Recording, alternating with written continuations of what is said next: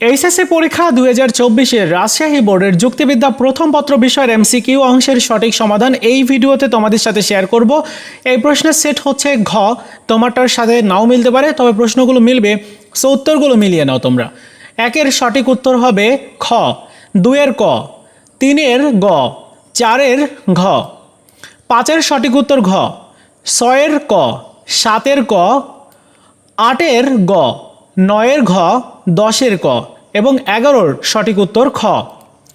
12 নম্বরের সঠিক উত্তর হবে খ, 13-র ঘ, 14-র গ, 15-র ঘ, 16-র ঘ, 17-র ক, 18-র খ, 19-এর গ।